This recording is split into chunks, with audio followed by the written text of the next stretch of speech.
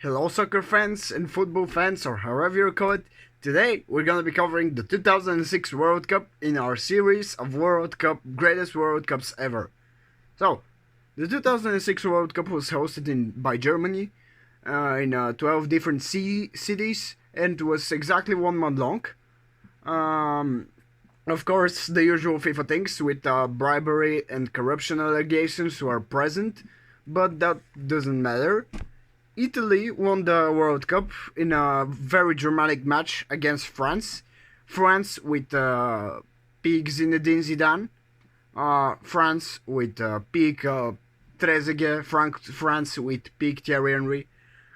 I must also say that Italy had peak Pirlo, peak Francesco Totti, one of the greatest generation of Italian footballers ever, pretty much. Also, as well as French players, but the current French team is probably better than the past French team. So yeah, what should I say about the World Cup? So, the groups were pretty box standard. The domination, there were not really surprises, except for the United States, Angola, Ghana, Angola, Czech Republic, Ghana, Ivory Coast, Togo, Trinidad, Tobago, Ukraine, Serbia, and Montenegro, which were playing both for first time since the fall of Yugoslavia. They were playing as one country, and they failed miserably. uh, the qualified teams were as following: Iran, Japan, Saudi Arabia, South Korea, Angola, Ghana, Ivory Coast, Togo, Tunisia, Costa Rica, Mexico, Trinidad and Tobago, United States, Argentina, Brazil, Ecuador, Paraguay, Australia, Croatia, Czech Republic, England, France, Germany, Italy, Netherlands, Portugal, Poland, Serbia and Montenegro, Spain, Sweden, Switzerland and Ukraine. That's really it. I don't think it's that important. The venues were great. Germany has a great infrastructure for stadiums. It was a great World Cup overall. One of the most watched television spectacles ever. Watched events, as I said in the last video, but with estimated 26 billion times viewed matches, 26 billion times viewed over the course of the whole tournament, and the final attracted 800 million people, which is one ninth of the whole population of Earth, which is amazing. Like, football unites people as no other sport does, I must say so. Let's see. The games, the top scorer was Miroslav Klose with 5 goals. He received the Golden Boot. The traditional Paris dominated, and the semifinals, the semifinals were all European, with the likes of Germany, Italy, France, and Spain. I think, was it Spain? I forgot. I'm sorry. Was it Spain? Let me see. Portugal, excuse me. Portugal reached the semi-final. Round of six. The groups were standard. The round of 16 was standard. But the most important game I should talk about is the most important games. I'm gonna start from the semi-finals. Brazil and Argentina were eliminated in the quarterfinals. And as I said just before, it was all European semifinals, which was only for the fourth time ever. The semifinal between Germany and Italy produced extra time, which went until the 180th minute, when Fabio Grosso and Alessandro Del Piero scored 2 goals to take Italy to the final.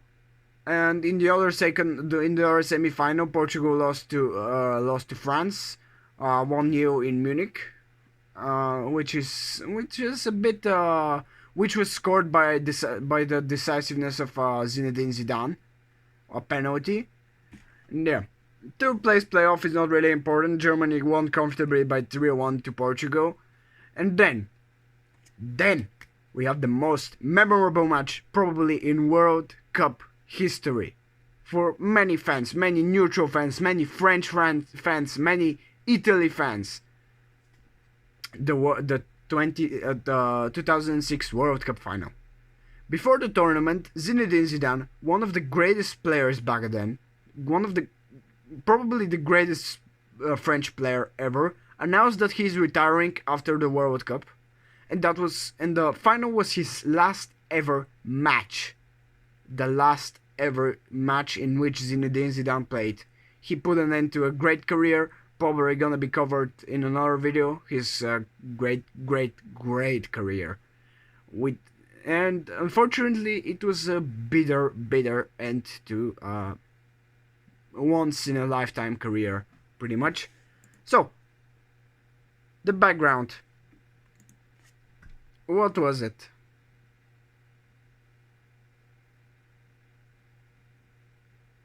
Oh, I'm sorry. Also, I'm sorry for the delay. I should also mention that just before the World Cup, and Italy broke the biggest scandal ever, the Calciopoli scandal, and the main team surrounding was Juventus, which was relegated to the second tier of the Italy leagues. I explained about leagues in a past video. You should check it out. Very important to know what I'm talking about. Never mind that. Italy's campaign began with a bit of pessimism because of the Serie A scandal, but newspapers didn't really cover that. They were trying to be optimistic about the whole tournament winning because they didn't want to cover the Calciopoli scandal. They wanted to cover the team performances and be on the team's side, so it can give them a chance to win. The opening ceremony was great, lasted about 10 minutes, with the official songs, song of the tournament, "The Time of Our Lives." Shakira also performed "Hips Don't Lie." It doesn't really matter, but I'm gonna continue. The final started with each side scoring after the first 20 minutes. France were awarded the penalty, which Zinedine Zidane put a great penalty, a great penalty. You should check it out somewhere.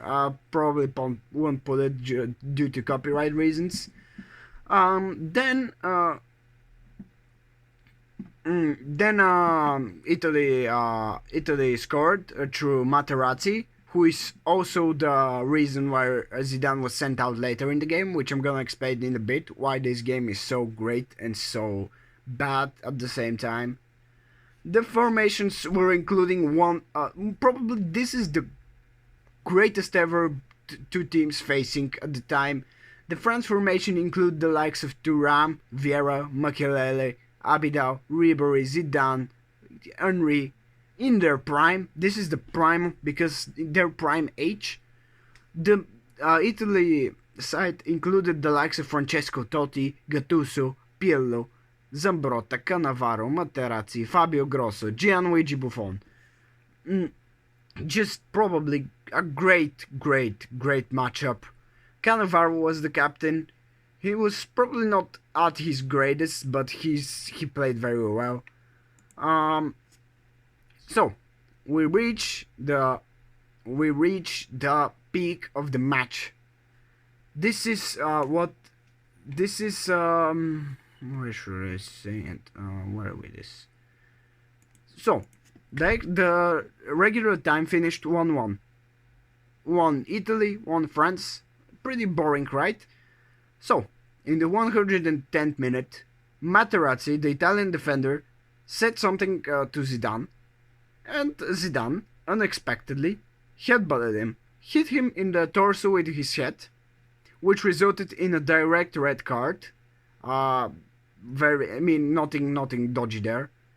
It's one of the strangest moments. Imagine being in the final of the World Cup, someone provoking you and you hitting him with you hitting him and just costing your team very much because of your red card. Unfortunately, I mean, Italy didn't make up of the 10-man France squad. They still stayed at 1-1 until the penalties. But Zidane was clearly out of the picture, and he was the leader of France. He led them to this final. They had some games where they didn't play that well, but Zidane was the key member of this great France team, which I don't think he should have won, but they could have won if they could have won if Zidane didn't receive this stupid red card. It's it's a moment which gives you chills down the spine. Zidane headbutting Materazzi out of nowhere. There were a lot of analysis, the most and a lot of analysis and conspiracies about what Materazzi said to provoke Zidane. But the most popular one is about saying something about his about Materazzi said something about Zidane's sister. I'm not gonna go in too deep into that, but I'm gonna continue now. On the penalties, it was pretty balanced up until David Trezeguet went behind the ball and missed. It was his prime. He shouldn't have missed. Then Del Piero and Fabio Grosso, De Rossi, Del Piero, Fabio Grosso, they didn't miss, and it's all history from there. Italy won the World Cup, much to the disdain of Zinedine Zidane, the captain of the greatest probably ever France football team. It was a sad ending to a great career, I must say so myself, but I guess Italy did deserve it, and I'm not sorry that they won.